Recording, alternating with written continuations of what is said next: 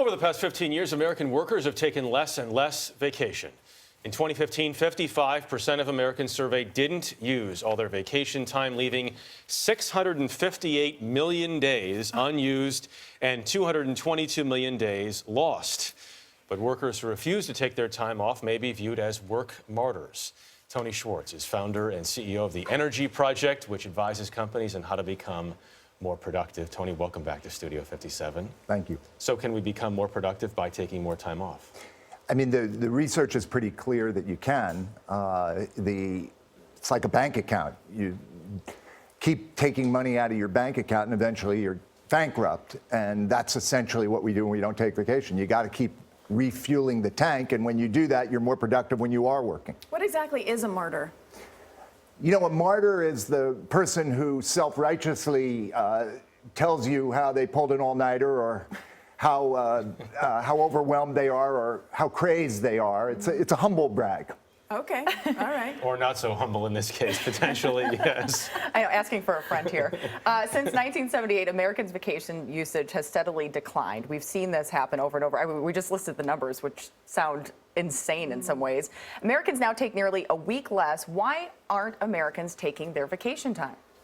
You know, I think there's several reasons. I mean, I think number one, putting everything else aside, people feel scared that if they do take vacation, they'll come back to no job.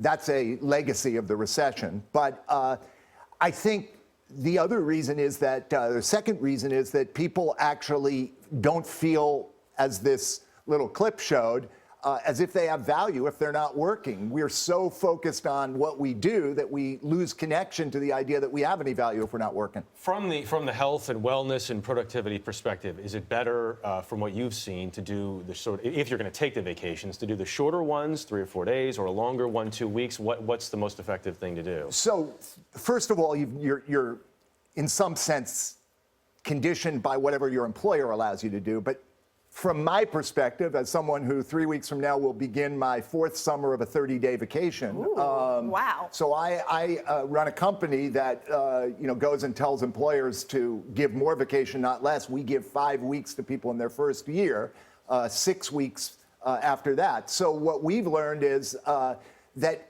it really helps to take a more extended vacation. I'm not suggesting that most people are going to be able to take 4 weeks.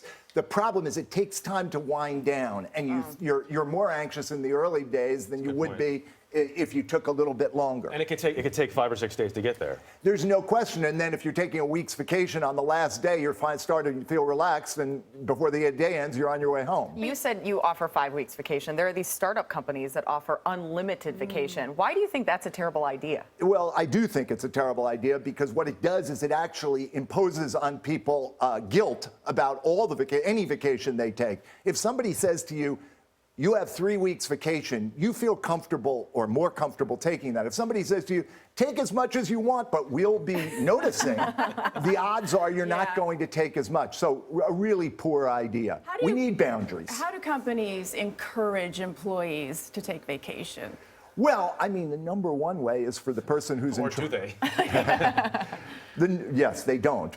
They very surely don't in many companies. But the number one way is to role model it. So, it's what I'm trying to do is I'm not only trying to take a vacation for myself, but as another reason to take it, I want other people to feel comfortable taking it. And not feel guilty about it, right? No, in fact, I think as we started, it actually increases your likelihood of being productive. And there's good research saying that there's an EY study of 50,000 people, Ernst & Young, that found that people's performance reviews increased the quality of the performance review with every additional vacation day they took.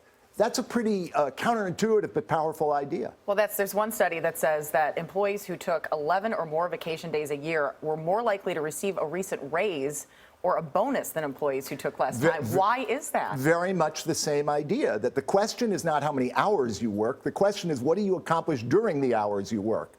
So I think of it as I call it interval life.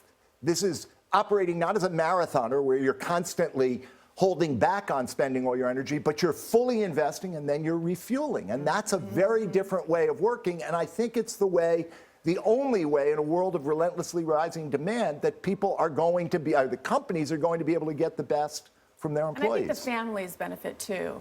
Well, I mean, clearly, although, there's no small number of people who don't like to take vacations because they know that being with their families is harder than working. That's a secret that nobody's going to Wow, a acknowledge. vacation from your vacation? I've never heard of.